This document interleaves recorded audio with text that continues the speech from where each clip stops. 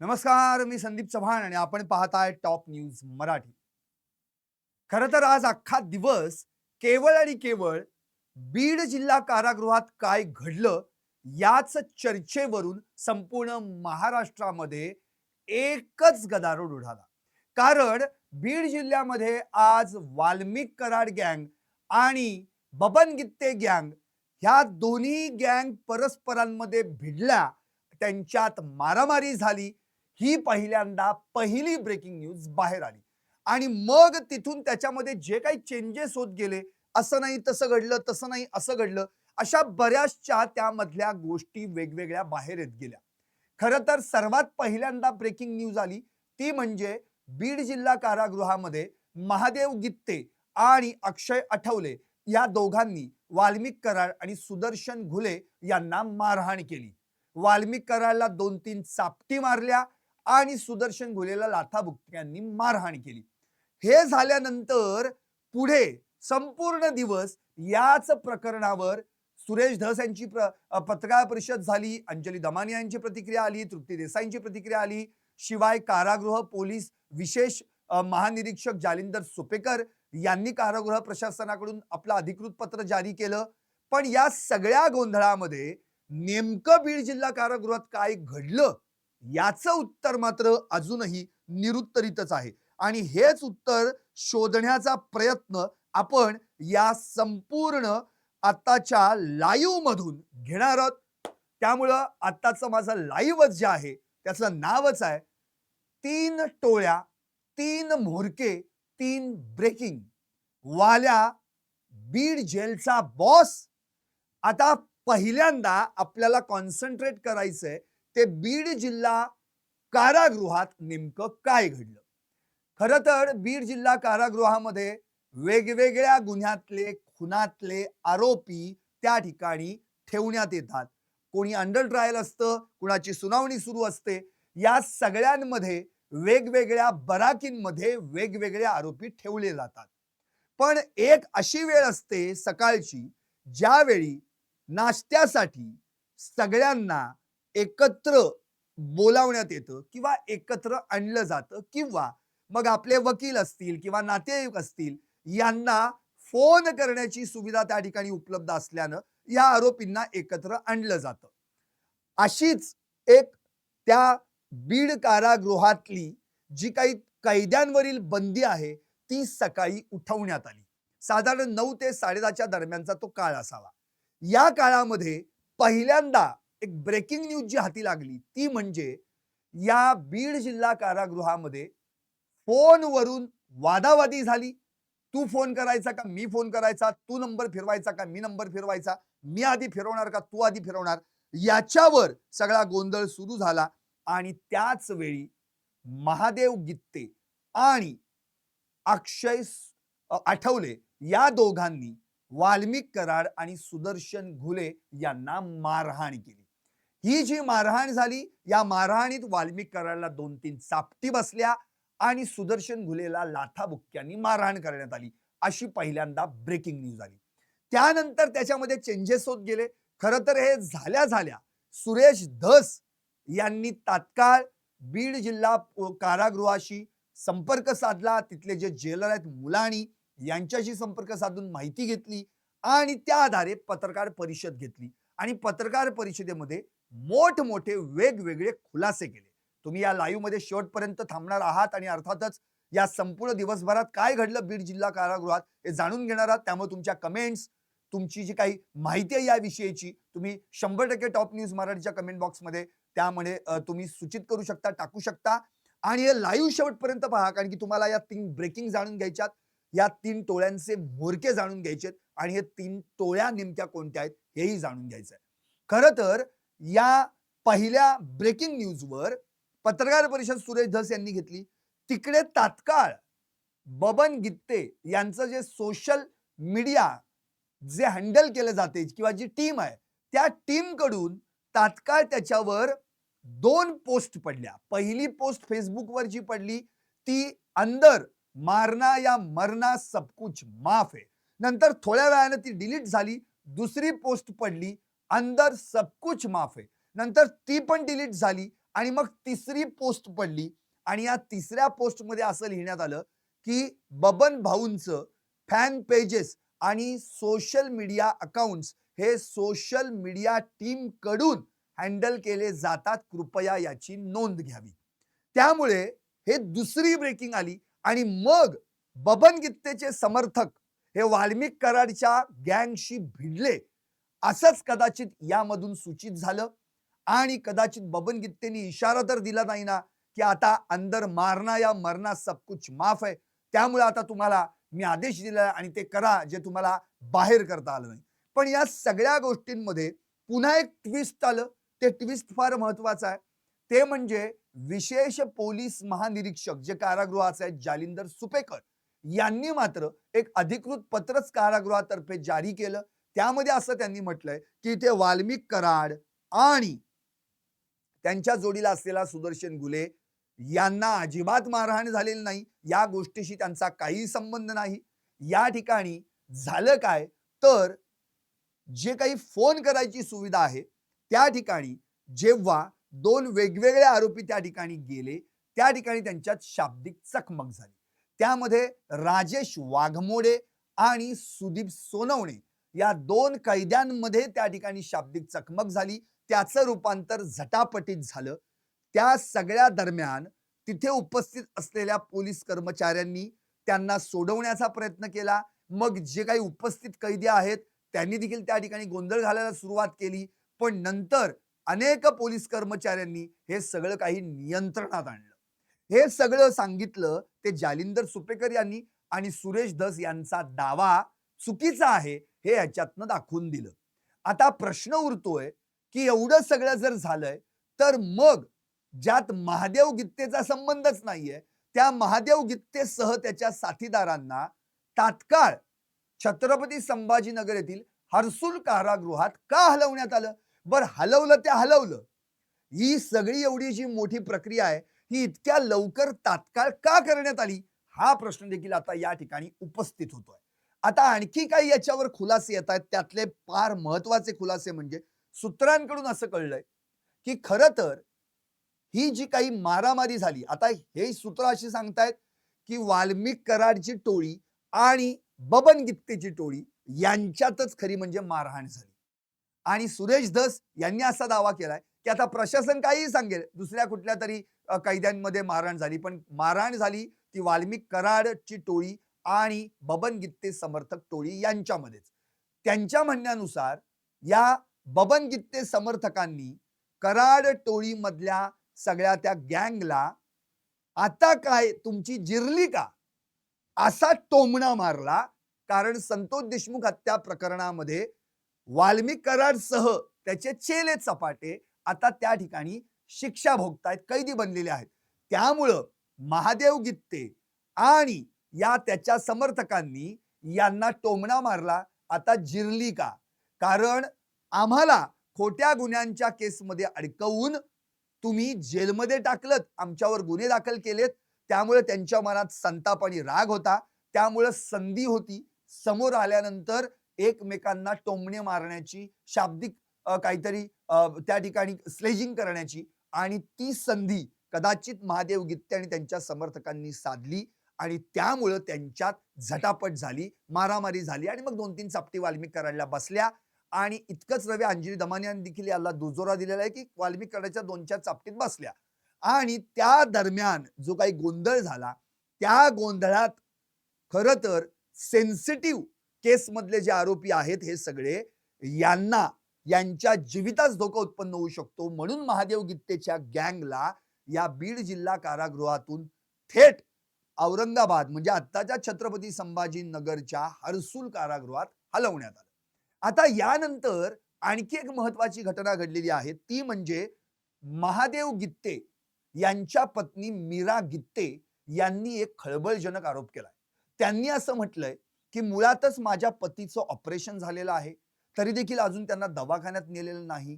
पण याच Valmik कराडनं gel अधीक्षकांच्या cabin मध्ये बसून माझ्या पतीला मारहाण करण्याचा कट रचला. आणि हे सगळं प्लॅनिंग गुढीपाडव्याच्या आधीपासूनच सुरू होतं. त्यामुळं जे आधी प्लॅनिंग मध्ये ठरलं तेच या सगळ्यांनी केलेलं आहे. आणि माझ्या पतीला मग इतक्या लवकर तात्काळ का हलवण्यात आलं?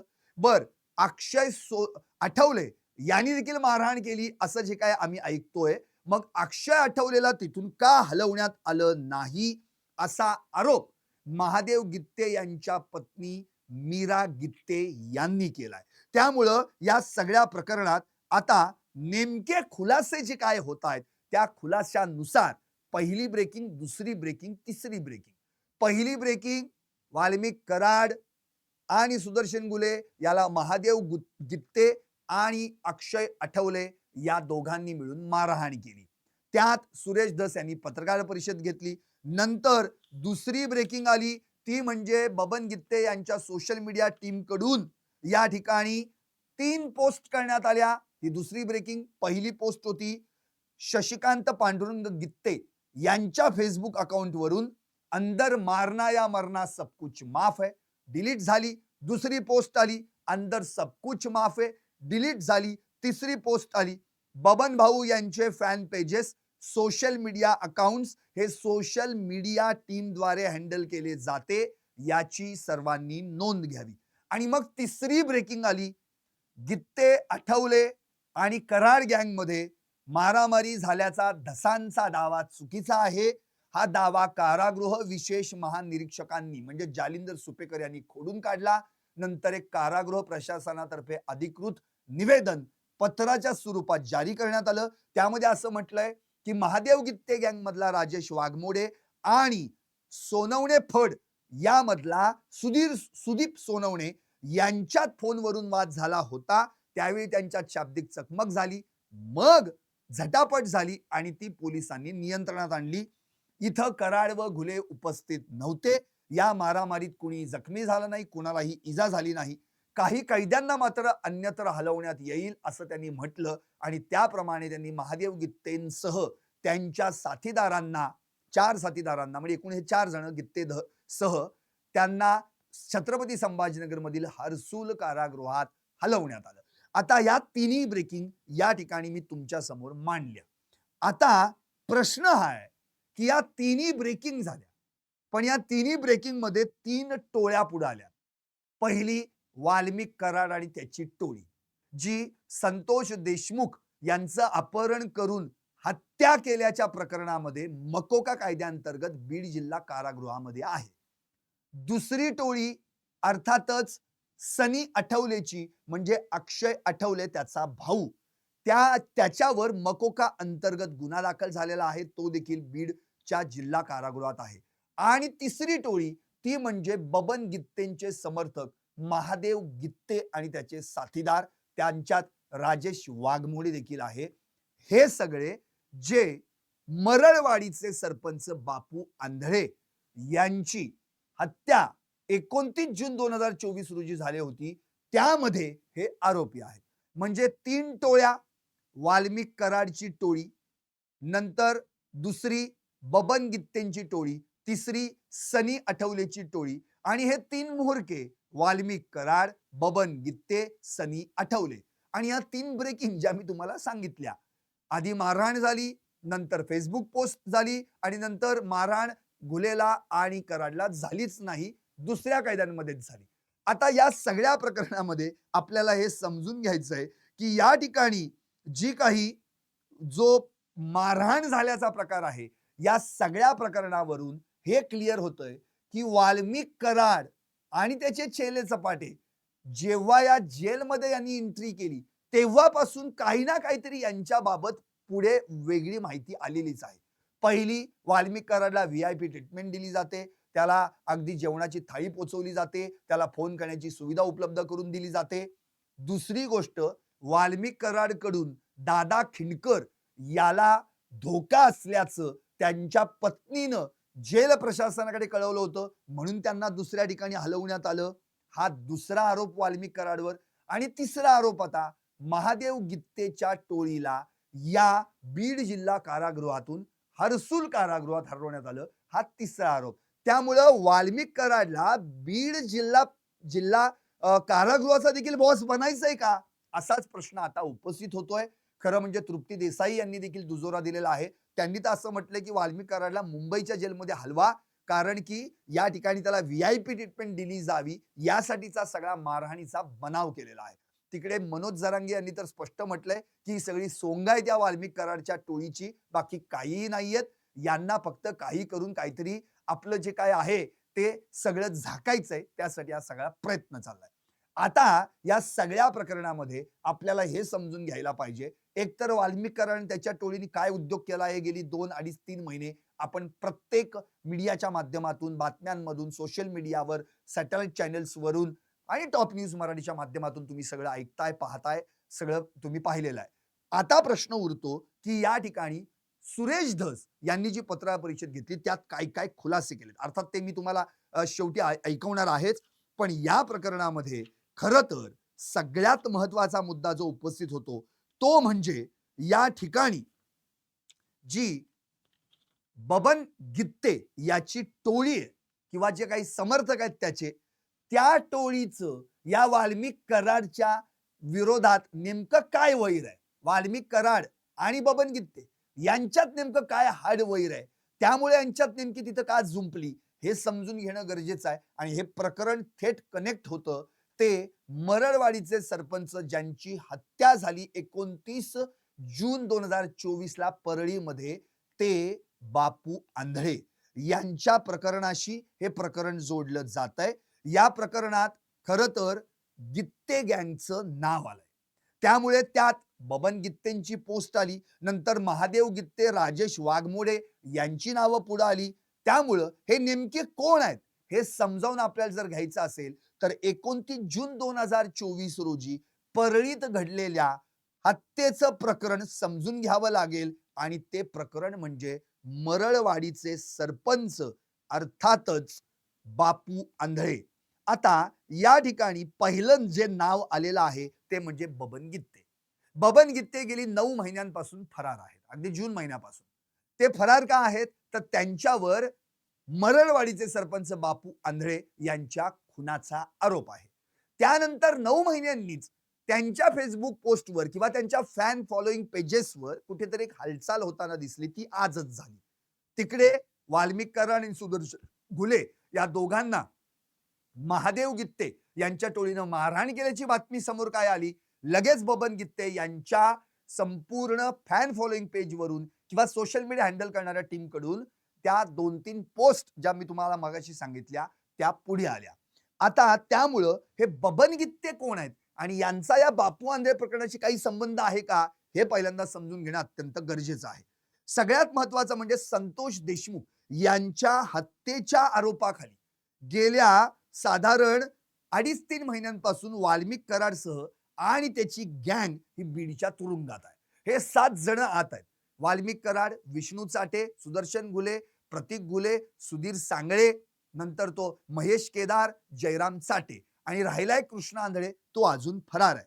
पण बबन गित्ते आणि वाल्मिक कराड यांच्यात पूर्ववैमनस्य आहे. ते काय काल परवापासून नाही, आधीपासूनच चालत आलेलं आहे.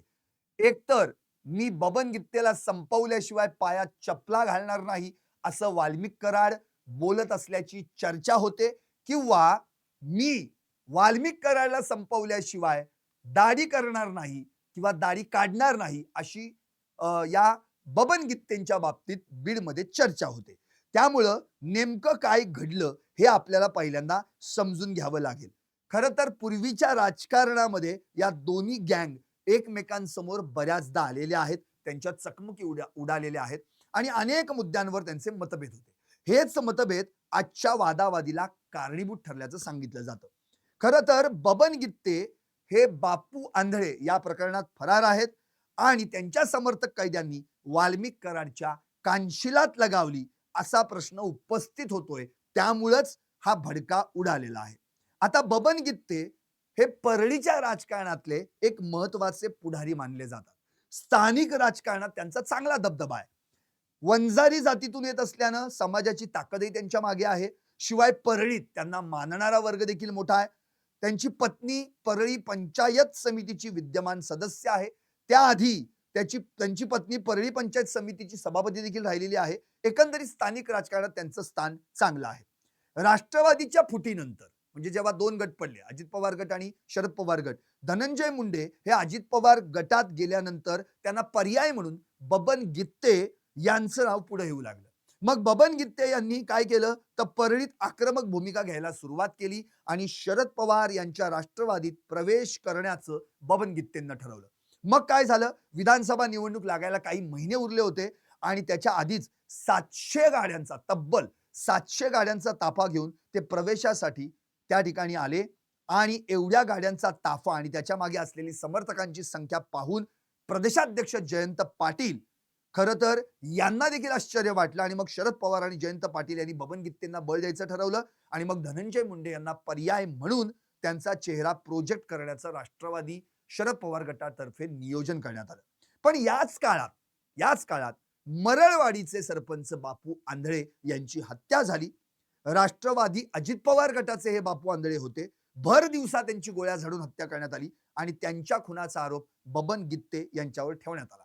त्यामुळं बबन गित्ते, मुकुंद गित्ते, महादेव गित्ते, राजाभाऊ नेहरकर आणि राजेश वाघमोडे, जे जालिंदर सुपेकर सांगतायत ना, राजेश वाघमोडे आणि सुदीप सोनावणे यांच्यात शाब्दिक चकमक आणि झटापट झाली. राजेश वाघमोडे यांच्या विरोधात गुन्हा दाखल झाला आणि तेव्हापासून बबन गित्ते फरार आहे. त्यामुळं हा सगळा बबन गित्ते यांचा आतापर्यंतचा पट मी तुमच्या समोर मांडला. आता या प्रकरणात दुसरं नाव येतं ते म्हणजे महादेव गित्ते. हे महादेव गित्ते कोण आहे? खरं तर बबन गित्तेचे निकटवर्तीय म्हणून महादेव गित्ते ओळखले जातात. बबन गित्तेंसोबत काम करताना महादेव गित्तेंच्या नियोजनाची म्हणजे महादेव गित्ते हे त्यांच्या सगळ्या कार्यक्रमांचं नियोजन करण्याची जबाबदारी त्यांच्यावर होती. शिवाय कार्यकर्त्यांची संपर्क, संघटन आणि नियोजनासह इतर कामं देखील ते करायचे.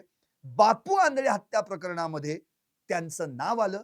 नंतर ते देखील त्या हल्ल्यात जखमी झाले होते. मग नंतर रुग्णालयात होते. मग आता ते जेलमध्ये आहेत आणि आजच त्यांना बीड जेल कारागृहातून हलवण्यात आलं. ते थेट छत्रपती संभाजीनगर मधल्या हर्सुल कारागृहामध्ये.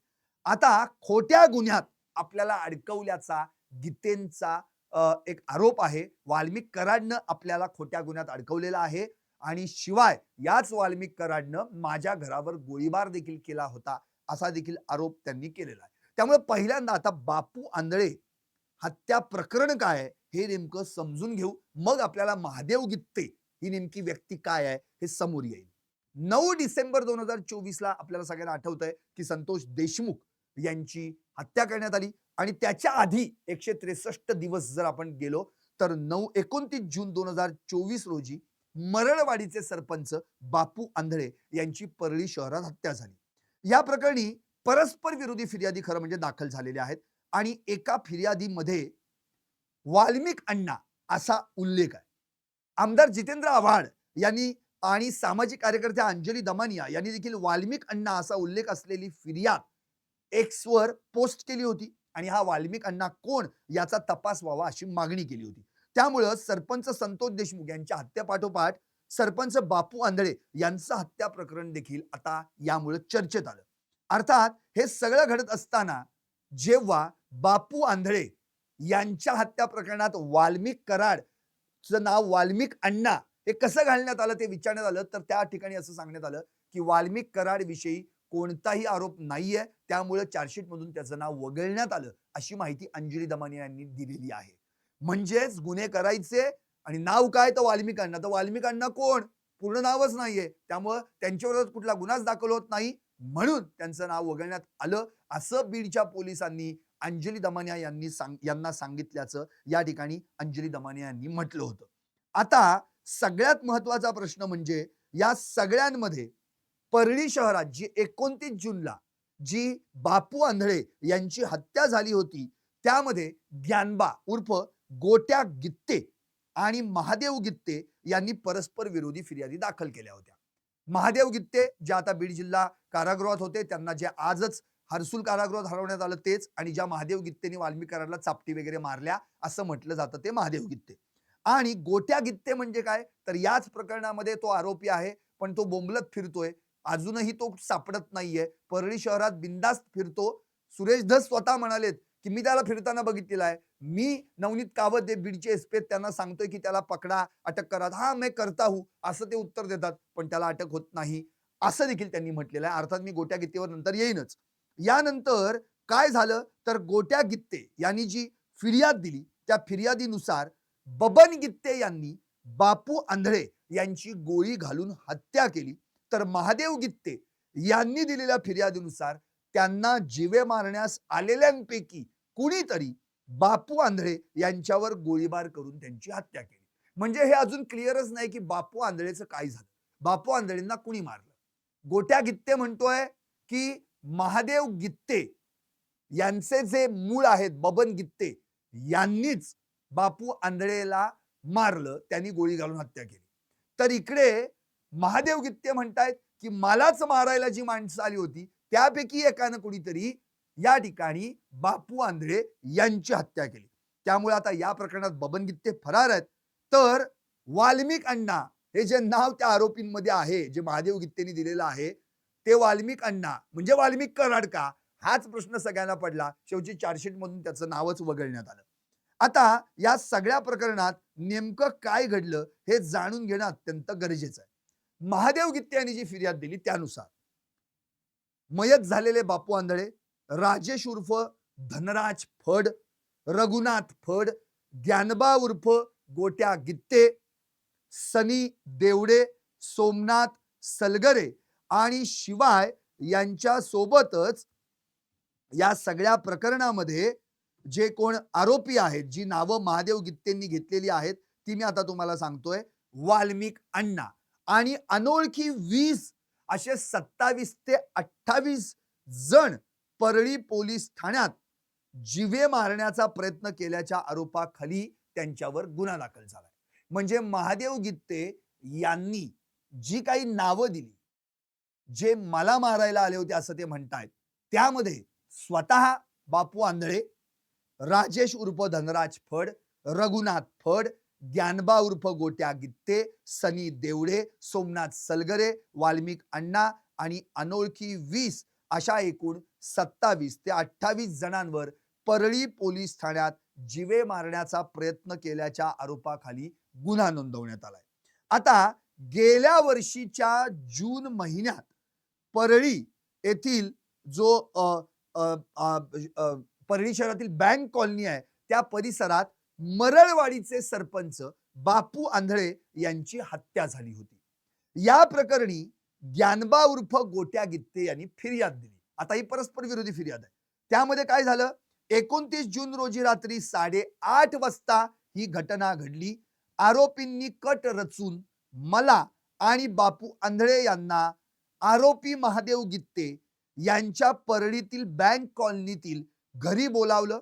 तिथं हजर असलेल्या बबन गित्ते यांनी शिवीगाळ करत तू पैसे आणलेस का असं बापू आंधळे यांना विचारलं. त्यावर शिव्या देऊ नका असं बापू आंधळे यांनी म्हणताच बबन गित्तेंनी त्यांच्या कमरेला असलेलं पिस्तूल काढलं आणि बापू आंधळे यांच्या डोक्यात गोळी झाडली. शिवाय राजाभाऊ नेहरकर यानं आंधळे यांच्या डोक्यात कोयत्यानं वार केला. आंधळे यांचा जागेवरच मृत्यू झाला. त्यानंतर महादेव गित्ते यानं माझ्यावर देखील गोळी झाडली. हे कोण सांगते सगळं? गोट्या गित्ते सांगतोय. ती गोळी माझ्या छातीच्या उजव्या बाजूला लागली. त्यानंतर मुकुंद गित्ते आणि राजेश वाघमोडे यांनी मला मारहाण केली. या फिर्यादीवरून शशिकांत उर्फ बबन गित्ते, मुकुंद गित्ते, महादेव गित्ते, राजाभाऊ नेहरकर आणि राजेश वाघमोडे यांच्या विरुद्ध परळी पोलीस ठाण्यात गुन्हा दाखल करण्यात आलाय. याच प्रकरणात बबन गित्ते आता फरार आहे. बापू आंधळे यांची हत्या ही आर्थिक देवाणघेवाणीच्या वादातून झाल्याचं प्राथमिक तपासात समोर आलं होतं. आता सरपंच बापू आंधळे यांच्याबद्दलची काय माहिती आहे तर सरपंच बापू आंधळे हे शरद पवारांच्या राष्ट्रवादी काँग्रेसमध्ये होते. त्यांनी बबन गित्ते यांच्या पॅनल मधून ग्रामपंचायतीची निवडणूक देखील लढवली होती. ते सरपंच म्हणून निवडणुकीत विजयी देखील झाले.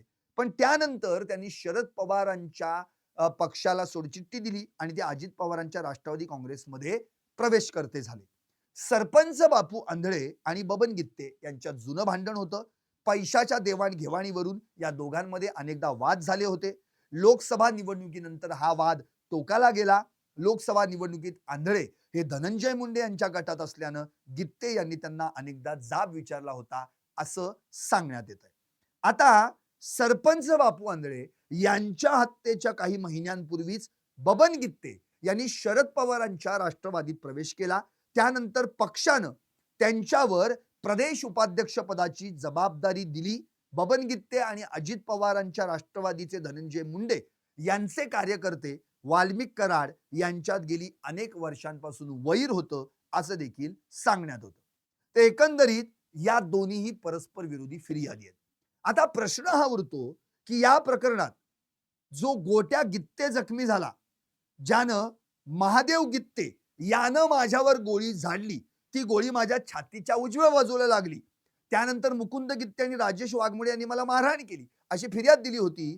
तो गोट्या गित्ते तर सगळीकडे बोंबलत फिरतोय. त्याचं काय? कारण आपल्याकडे आठवत असेल, वाल्मिक कराडला जेव्हा पुण्यामध्ये अटक केली, शरण आला तेव्हा तो अटक कसली, तो शरणच आला होता आणि तिथून त्याला बीडला नेत होते केजकडे. त्यावेळी पोलिसांच्या ताफ्यातील गाडीमध्ये हा गोट्या गित्ते तिथं त्यांच्या सोबत दिसतोय, म्हणजे मोकाट फिरताना दिसतोय. आणि याच गोट्या गित्तेवर बापू आंधळे हत्या प्रकरणात महादेव गित्ते यांनी दिलेल्या फिर्यादीनुसार 307 म्हणजेच जीवे मारण्याचा प्रयत्नाचा गुन्हा दाखल आहे. मग जो अजूनही मोकाट आहे तो कसा काय या पोलिसांच्या ताफ्यामध्ये दिसला? शिवाय परळीमधील नंदागौळ गावचा रहिवासी असलेला हा गोट्या गित्ते सराईत गुन्हेगार आहे. गेली 15 वर्षांमध्ये त्याच्यावर परळीसह परभणी, लातूर, बीड, पिंपरी चिंचवड इथं अनेक गुन्हे दाखल आहेत. खरं तर परस्पर विरोधी फिर्यादी दाखल झालेल्या गुन्ह्यात पोलिसांनी दोन्ही बाजूनी तपास करणं अपेक्षित असताना बापू आंधळे हत्या प्रकरणात एकांगी तपास केलाय की काय असा प्रश्न या ठिकाणी उपस्थित होतोय.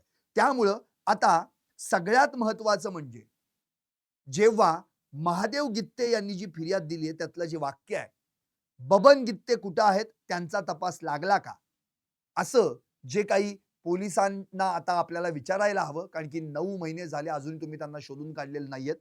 तर यामध्ये एक वाक्य त्या ठिकाणी महादेव गित्ते यांनी सांगितलं होतं जेव्हा त्यांच्यावर घरावर हल्ला झाला.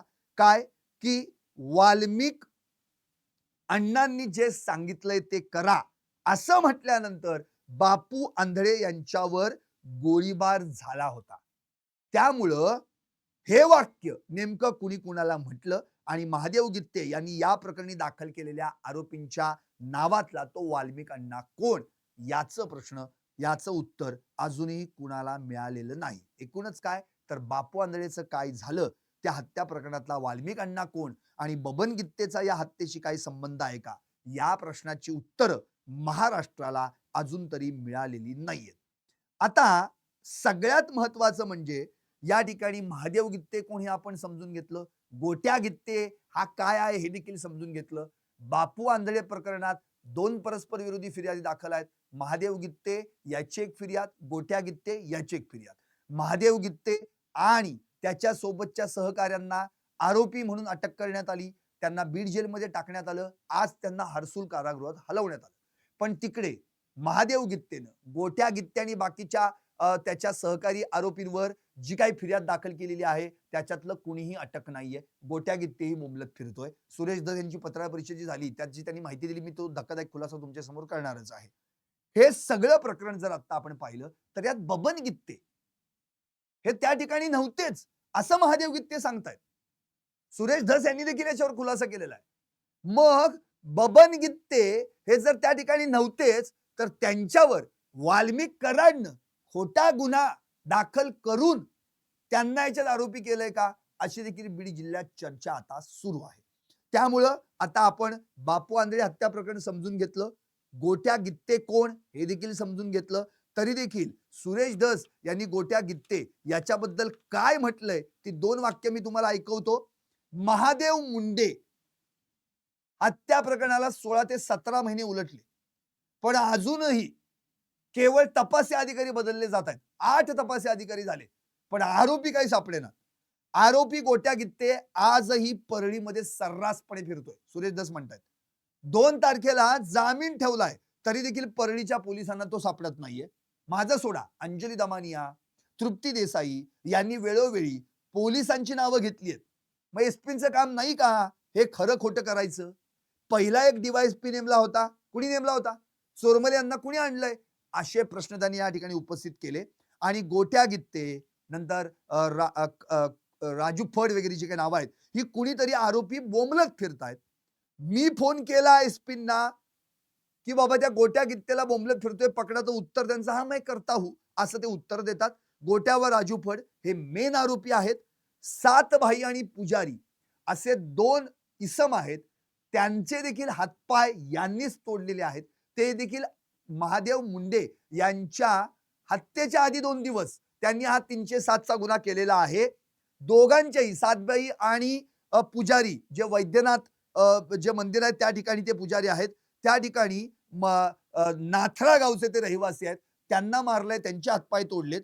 आणि शहादेव सातभाई म्हणून कोणीतरी आहेत, त्यांचे देखील त्यांनी हातपाय तोडले. त्याचा व्हिडिओ देखील व्हायरल झाला होता.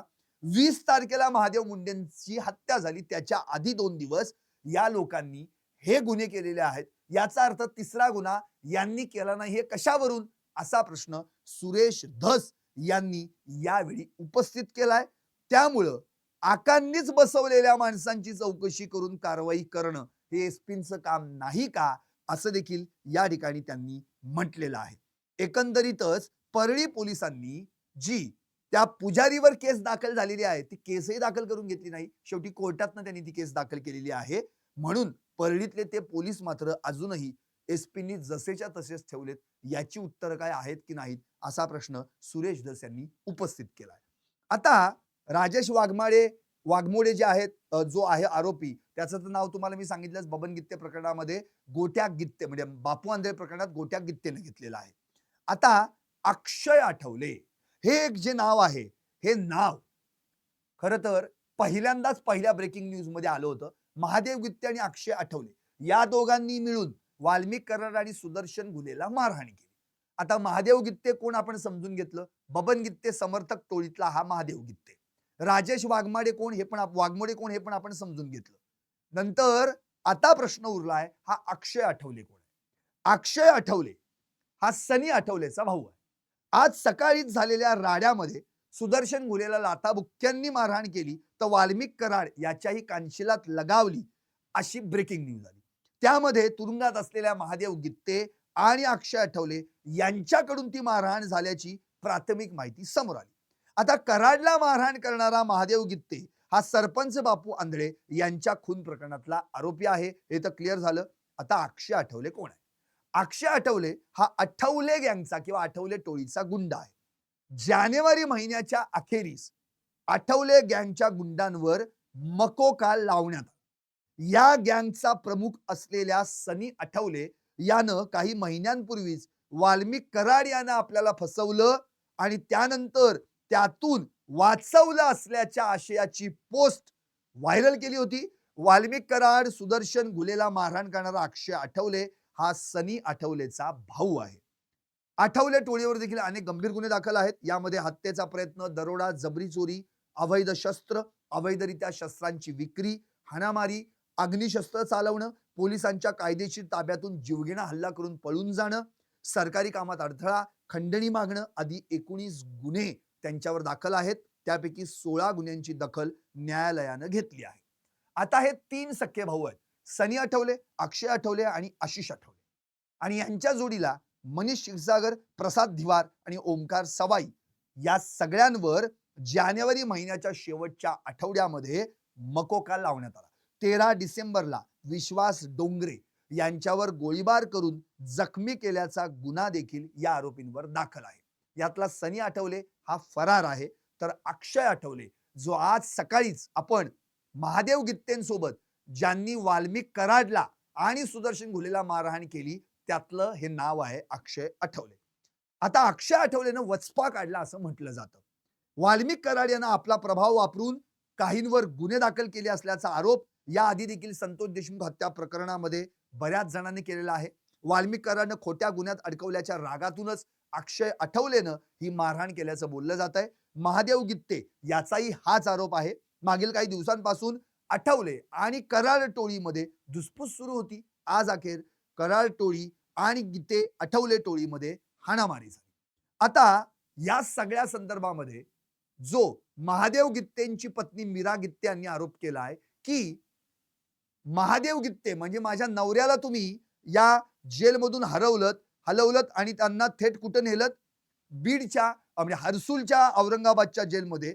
पण मग या ठिकाणी माझ्या नवऱ्याला जर हलवलं असेल तुम्ही, तर मग त्याला का नाही हलवलंय? अक्षय आठवलेला तिथून का नाही हलवलं? त्याला का नाही बीड जिल्हा कारागृहातून तिकडे म्हणजेच कुठे हर्सुल कारागृहात पाठवलं नाही?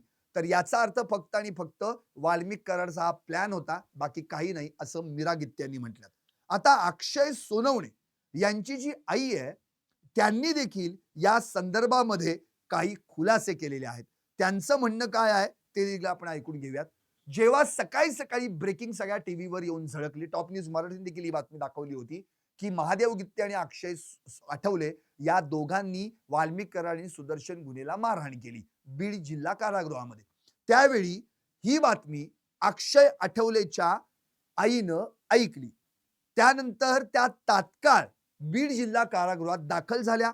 त्यांनीच दिलेली माहिती अशी आहे, की मी सकाळी ही बातमी टीव्हीवर पाहिली. कराडला आठवलेनी मारलं म्हणून असं काहीतरी वगैरे पोलीस म्हणाले. पण माझ्या मुलाला कुठं ठेवलंय हे मात्र मला सांगण्यात आलेलं नाही. त्याचं काही पोलिसांनी बरं वाईट तर केलं नाही ना, आणि ती माहिती भेटल्याशिवाय मी इथून हलणार नाही असं मी पोलिसांना सांगितलं. यावेळी त्यांनी म्हणजे अक्षय आठवलेच्या आईनं एक अर्ज देखील पोलिसांना देण्याचा प्रयत्न केला. मुलाशी माझं बोलणं करून द्या, माझा मुलगा कुठं आहे? इतकंच नव्हे तर तुम्ही अर्ज घेत नाहीये माझा, त्यामुळं मला काहीतरी सांगा. त्यावर पोलिसांनी म्हटलं, की तो अर्ज पेटीत टाका, उद्या बघू किंवा उद्या तुमची भेट घालून देऊ. पण मी इथून हलणार नाही असं मी पोलिसांना सांगितलं. त्यानंतर माझा मुलगा कुठं आहे हे मला कळलं पाहिजे असं म्हणून ते आणि त्यांचे नातेवाईक देखील त्या ठिकाणी जमा झाले. आता त्यांनी आणखी पुढे म्हटलेलं आहे, की या पोलीस प्रशासनावर माझा अजिबात भरोसा नाही, कारण उद्या काही माझ्या मुलाच्या जीवाला जर बरं वाईट झालं तर पोलीस प्रशासन जबाबदार राहील असं देखील त्यांनी म्हटलेलं आहे. आणि मग त्यांनी यावेळी आणखी एक महत्त्वाची घटना सांगितली, की माझ्या नवऱ्याच्या बाबतीत देखील हेच घडलं होतं. माझ्या नवऱ्यावर देखील खोट्या केसेस दाखल करून त्याला या ठिकाणी खोट्या गुन्ह्यात अडकवण्यात आलं आणि नंतर त्यांचा एन्काउंटर करण्यात आला, अशी माहिती देखील त्यांनी दिलेली आहे. शिवाय माझ्या 3 मुलांवर म्हणजे अक्षय, सनी आणि आशिष या तिघांवरही खोटे गुन्हे दाखल करून त्यांच्यावर मकोका लावलेला आहे. आणि जेलमध्ये घेण्याआधी हेच पोलीस म्हणायचे, की नको तिथे त्याच्या जीवाला धोका आहे, त्यामुळे जेलमध्ये घेता येणार नाही. पण माझ्या मुलानं स्वतः शपथपत्रावर लिहून रिस्कवर जेलमध्ये जाण्याचा निर्णय घेतला आणि आता त्याला कुठेतरी बाहेर नेतील आणि पळून गेला असं दाखवून त्याचाही एन्काउंटर केला तर उद्या याला पोलीसच जबाबदार राहतील असा देखील त्यांनी या ठिकाणी इशारा दिलाय. त्यानंतर त्यांनी असंही म्हटलंय, की जे बीड शहर पोलीस ठाण्याचे पीआय आहेत शीतल कुमार बल्लाळ यांनाच या सगळ्या प्रकरणात जास्त रस आहे. लॉकअप मध्ये असताना देखील त्यांनी माझ्या मुलाला त्रास दिला होता. आता देखील काही खोटी कागदपत्र त्यांनी जेलमध्ये पाठवलेली आहेत आणि माझ्या मुलाला खोट्या गुन्ह्यात त्यांनीच अडकवलेला आहे असा आरोप या ठिकाणी अक्षय आठवलेच्या आईने केलेला आहे. एकंदरीतच हे सगळी प्रकरणं जर आता आपण पाहिली तर या प्रकरणामध्ये हे क्लिअर होतंय, की आता या 3 टोळ्या आणि 3 टोळ्यांची त्या ठिकाणी सगळे गुंड एकत्र जमलेले आहेत आणि अशा वेळी या वाल्मिक कराडला तिथं देखील आपला रुबाब त्या ठिकाणी मिरवायचा आहे की काय असा प्रश्न पडलाय. आधीच एकतर बीड जिल्ह्यात इकडं तिकडं मर्डर करून थकले, मारामारी दमदाट्या खंडण्या वसूल करून थकले.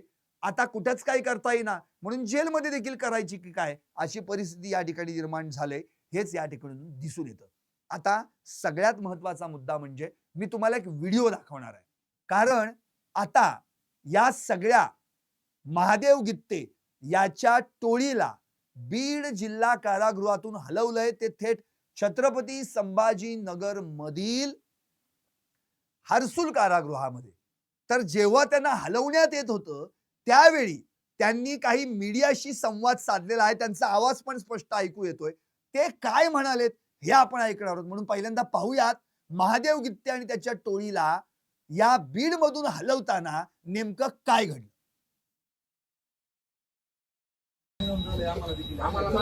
मारहाण आम्हालाच करून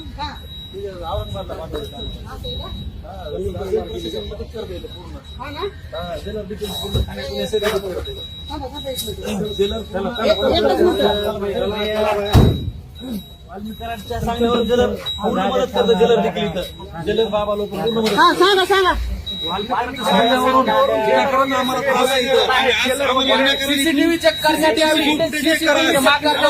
झाली बरं का आज इथं. वाल्मिक कराडच्या सांगण्यावरून आम्हाला मारहाण झालेली आहे. मारहाण करून आम्हाला वाल्मिक कराड काही संबंध नाही. आक्षेपाचा काही संबंध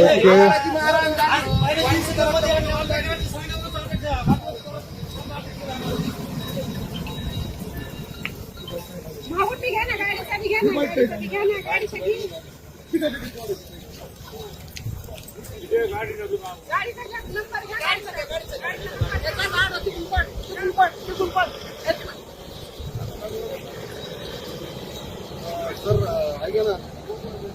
ऐका ना थोडी बाईट माता लावा लागणार तुम्हाला कारण आपण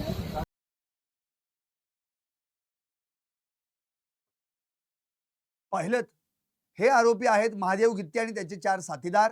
या चौघांनाही या बीड जिल्हा कारागृहातून थेट छत्रपती संभाजीनगर मधील हर्सूल कारागृहात त्यांना हलवण्यात आलं. त्यांची त्या ठिकाणी रवानगी करण्यात आली. तेव्हा ते पोलीस व्हॅनमध्ये चढत असताना ते सांगतायत स्पष्टपणे की खरं तर वाल्मिक कराडच्या सांगण्यावरनं आम्हालाच मारहाण झालेली आहे. आम्ही कुणाला मारलेलं नाहीये. तुम्ही सीसीटीव्ही फुटेज चेक करू शकता. जेलर आणि प्रशासन आणि तिथले कर्मचारी अधिकारी या वाल्मिक कराडशी खरं म्हणजे संगनमत त्यांचं झालेलं आहे. हे सगळे त्याला मदत करतायत आणि त्या ठिकाणी वाल्मिक कराडच्या सांगण्यावरून जाता आम्हाला या ठिकाणून हलवण्यात येतंय. याच्यात अक्षय आठवलेचा काही संबंध नाही असं देखील त्यांनी म्हटलेलं आहे. त्यामुळे या सगळ्या प्रकरणामध्ये कुठेतरी वाल्मिक कराड आपला त्या ठिकाणी रुबाब किंवा आपला धाक दाखवण्याचा प्रयत्न करतोय. माझी किती ओळख आहे पोलीस प्रशासनात. अख्खं बीडचं पोलीस प्रशासन तर माझ्या खिशात आहेच, पण आता जेल प्रशासन देखील माझ्या खिशात आहे असंच या ठिकाणी वाल्मिक कराडला भासवायचंय. म्हणून त्यानं आम्हाला या जेलमधून बाहेर काढलं असा आरोप या ठिकाणी महादेव गित्ते आणि त्याच्या सगळ्या साथीदारांनी केलेला आहे. आता सगळ्यात महत्वाचा मुद्दा म्हणजे सुरेश धस यांची पत्रकार परिषद. त्यात त्यांनी केलेले अत्यंत महत्वाचे खुलासे. यामध्ये काय काय म्हटलंय हे आता आपण समजून घेऊयात अगदी थोडक्यामध्ये. यामध्ये सुरेश धस यांना जेव्हा हे कळालं की बीड जिल्हा कारागृहामध्ये वाल्मिक कराड आणि सुदर्शन घुलेला महादेव गित्ते व अक्षय आठवले यांनी मारहाण केली, हे समजल्यानंतर त्यांनी माहिती घेतली. जेलर तिथले मुलाणी यांच्याशी संपर्क साधला आणि त्यानुसार त्यांनी या घटनेला दुजोरा दिला. त्यांचं म्हणणं असं आहे की होय, बीड जिल्हा कारागृहामध्ये या ठिकाणी मारामारी झाली आणि ही मारामारी महादेव गित्ते, अक्षय आठवले आणि वाल्मिक कराड सुदर्शन घुले यांच्यामध्ये झाली. त्या ठिकाणी महादेव गित्ते आणि अक्षय आठवले यांनी सुदर्शन घुले आणि वाल्मिक कराडला मारहाण केली. वाल्मिक कराडला 2-3 चापटे देखील बसल्या असं देखील त्यांनी स्पष्टपणे या ठिकाणी सांगितलेलं आहे. शिवाय या 2 टोळ्यांमध्ये ऑलरेडीच आधीपासून वाद आहे. बबन गित्ते त्याचे समर्थक महादेव गित्ते आहेत. अक्षय आठवले ही जी काय आठवले गँग आहे ही देखील वाल्मिक कराडच्याच विरोधात आहे. त्यामुळं यांची एकमेकांना संपवण्याची भाषा पूर्वीपासूनच सुरू आहे. प्रशासन आता इतरांची नावं सांगेल, इतर कैद्यांची नावं सांगेल, या प्रकरणावर खरं म्हणजे झाकण टाकायचा प्रयत्न करेल, पण ते काही खरं नाहीये. एक जण म्हणतोय मी चपला घालणार नाही, दुसरा म्हणतोय मी दाढी करणार नाही. त्यामुळं यांची पहिल्यापासूनच ही सगळी मारामारी आणि पूर्ववैमनस्यातली भूमिका आहे. त्या ठिकाणी काही थापडथुपड झाली, धावाधावी झाली. महादेव गित्ते बापू आंधळे प्रकरण यामध्ये जे सोशल मीडियावर मला यात गोवण्यात आल्याचा दावा केलाय, आता तोच तुरुंगात आहे, तो म्हणजे महादेव गित्ते. तो आता अटक झाला की हजर झाला हे मला माहित नाही असं सुरेश धस म्हणतायत, पण बीडच्या जेलमध्ये काही होऊ शकतं असं त्यांनी म्हटलंय. आणि आता त्यांनी जे केलेले धक्कादायक खुलासे म्हणजे त्यांच्या मताप्रमाणे त्यांचं असं म्हणणं आहे की त्या ठिकाणी जो आका आहे म्हणजे वाल्मिक कराड याला स्वतंत्र जेवण पुरवलं जातं. एक स्पेशल फोन देखील त्या ठिकाणी आहे ज्याच्यावरून डायरेक्ट बोलणं परळीतल्या कोणत्या तरी फोनवर होतं असं सुरेश धस यांनी म्हटलंय. एसपींनी वचक ठेवायला हवा या सगळ्या गोष्टींवर, पण ते केवळ हेडक्वार्टर मध्येच असतात. व्हीआयपी ट्रीटमेंट व्हिडिओ पाहण्यापेक्षा, वाल्मिक कराडला जी काही व्हीआयपी ट्रीटमेंट दिली गेली त्याचा व्हिडिओ पाहण्यापेक्षा थेट व्हिजिट त्यांनी का केली नाही असा आरोप त्यांनी या ठिकाणी SP नवनीत कावत यांच्यावर केलेला आहे. त्यामुळं मग काहीतरी आपलं दाखवण्यासाठी याला सस्पेंड करा त्याला सस्पेंड करा याच्या पलीकडं ते काहीही करत नाहीत असं देखील त्यांनी म्हटलंय. जेलमध्ये हाणामारी होईपर्यंतचं प्रकरण जातं, याचाच अर्थ जे बाहेर मर्डर करून थकलेत ते आता सगळे जेलमध्ये एकमेकांचा मर्डर करणार नाहीत हे कशावरून? यासाठी जेलचा स्टाफ किती आहे? अधिकारी मिळून फक्त 45 लोक आहेत. एकतर जागा तिथल्या रिक्त आहेत. मग नवनीत कावत हे का नाही सांगत आहेत किंवा नवनीत कावत हे सगळं जे रिक्त आहेत ते का कळवत नाहीयेत पुढे प्रशासनाला की या रिक्त जागा भरल्या पाहिजेत म्हणून? खरं तर 6 नंबरच्या बराकीमध्ये या ठिकाणी पाहिलं तर अक्षय आठवले, 5 नंबरच्या बाराकीमध्ये महादेव गित्ते आणि 9 नंबरच्या बाराकीमध्ये वाल्मिक कराड आहे. यावर देखील सुरेश दस म्हणाले की कोणत्या बाराकीत कुणाला ठेवायचा हा प्रश्न जेल प्रशासनाचा आहे. पण जेल प्रशासनानं हे 2 गट कायम स्वरूपी विरोधात असताना देखील हे समोरासमोर कसे येणार नाहीत याचा प्रयत्न का केला नाही असा देखील त्यांनी आरोप केलाय. शिवाय त्यांनी टेलिफोन लावताना हा वाद उत्पन्न झाला अशी माहिती दिली आहे. सकाळी नाश्त्याला किंवा काही बाकीच्या गोष्टींसाठी जेव्हा यांना या ठिकाणी एकत्र आणण्यात आलं त्यावेळी यांची धावाधावी झाली आणि 15 ते 20 जणांनी या ठिकाणी मारामारी करण्याचा, गोंधळ घालण्याचा प्रयत्न केला आणि याच मध्ये जर एखाद्याची हत्या झाली असती तर जेलरनं ते भरून दिलं असतं का असा आरोप त्यांनी यावेळी केलाय. शिवाय रिक्त जागा भरण्याच्या बाबतीत त्यांनी अगोदर पाठपुरावा का केला नाही असा देखील प्रश्न केलाय. आता आरोपींना व्हीआयपी ट्रीटमेंट अशी तक्रार आली, नंतर टेलिफोन आतमध्ये आहे ही एक तक्रार आहे, शिवाय जेवणाची स्वतंत्र थाळी पोहोचवली जाते अशी देखील तक्रार आहे. मग एवढ्या तक्रारी वाल्मिक कराडच्या बाबतीत आल्या तरी देखील काही आरोपी जेलर आणि SP या सगळ्या माध्यमातून यांना अमरावती किंवा नागपूर जेलला का पाठवत नाहीत? नाशिकला देखील पाठवू शकतात, छत्रपती संभाजीनगरच्या जेलमध्ये पाठवू शकतात. बरेचसे आरोपी लातूरच्या जेलमध्ये का जायला मागतायत? कारण त्यांनी असंही म्हटलेलं आहे की कोणकोणत्या आरोपींचे नातेवाईक लातूर जेलमध्ये काम करतायत हे जेलर आणि SPंना माहित नाहीये का असा देखील सवाल त्यांनी यावेळी उपस्थित केलाय. हाणामाऱ्या होण्यापेक्षा बबन गित्ते समर्थक आठवले यांना व्हीआयपी ट्रीटमेंट दिल्याची चर्चा आतापर्यंत कधी झालेली नव्हती.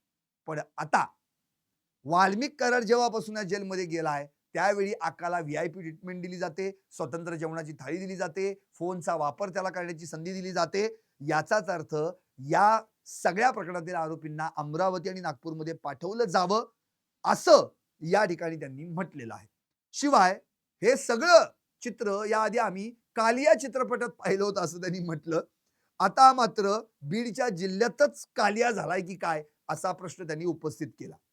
नंतर या सगळ्या प्रकरणामध्ये जी कळंब मधली एक महिला आहे त्या महिलेची जिच्याविषयी म्हणजे हे सगळे ज्यांनी प्लॅन आखला होता संतोष देशमुख यांना त्या ठिकाणी अर्धमेल्या अवस्थेत टाकायचं आणि मग त्यांच्यावर आरोप करायचा आणि त्यांच्या चारित्र्यावर डाग लावायचा, बदनामी करायची असा जो आरोपींकडून प्लॅन आखला गेला होता तो सगळा अनसक्सेस झाला.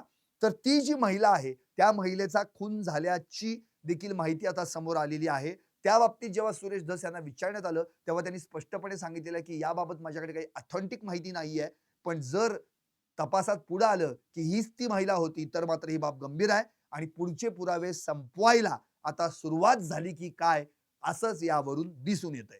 नंतर या सगळ्या प्रकरणामध्ये त्यांनी एक महत्वाची गोष्ट जी सांगितलेली आहे की नेहमी सुरेश धस यांनी पूर्वीपासून एक आरोप केला होता की परळी येथील जगन्मित्र कार्यालयामध्ये 14 जूनला आणि 19 जूनला सातपुडा बंगल्यावर देखील धनंजय मुंडे यांच्या उपस्थितीत बैठक झाली होती. त्या मुद्द्यावर त्या माहितीवर मी आजही ठाम आहे असं त्यांचं म्हणणं आहे. भले SITच्या तपासात ते आलं नाही पण आजही प्रिलिमिनरी चार्जशीट दाखल झालेली आहे. खरं तर अजूनही हा तपास पूर्ण झालेला नाही, त्यामुळं फायनल चार्जशीटचा जो काही अधिकार आहे तो पूर्णपणे SIT कडे आहे. त्यामुळे पुढे काय तपासात येईल ते आत्ताच सांगू शकत नाही. त्यानंतर त्यांनी या सगळ्या प्रकरणामध्ये दैठण्याकडून संतोष देशमुख यांची जी बॉडी खरं तर केजकडे न्यायला पाहिजे होती, तिथून ती केजकडे न वळवता ती थेट कळंबकडे वळवली जात होती.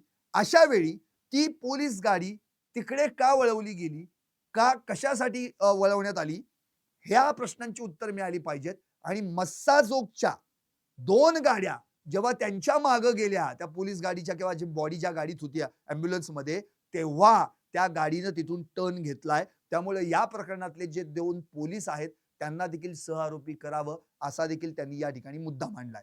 आणखी जेलर मुलानी यांच्याशी देखील माझं बोलणं झालेलं आहे. बीड जिल्हा कारागृहामध्ये जे काही आज घडलेलं आहे त्याचं सीसीटीव्ही फुटेज देखील आपण मागवून घेणार आहोत.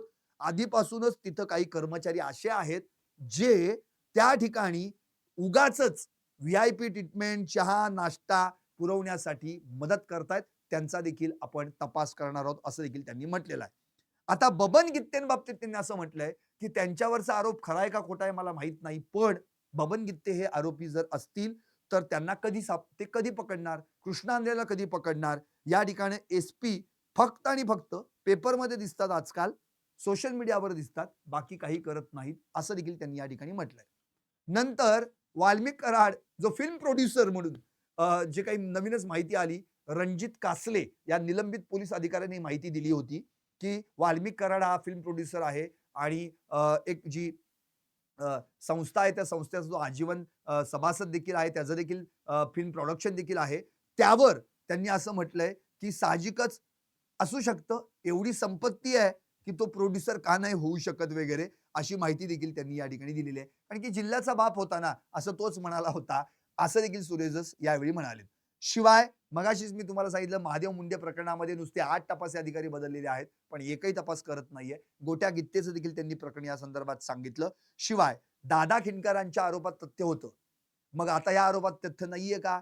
मग दादा खिंडकरांच्या आरोपाच्या वेळी दादा खिंडकरांना जर बाजूला हलवण्यात आलं तर मग या आरोपींना तिथून का हलवण्यात येत नाही, असा देखील त्यांनी सवाल केलेला आहे.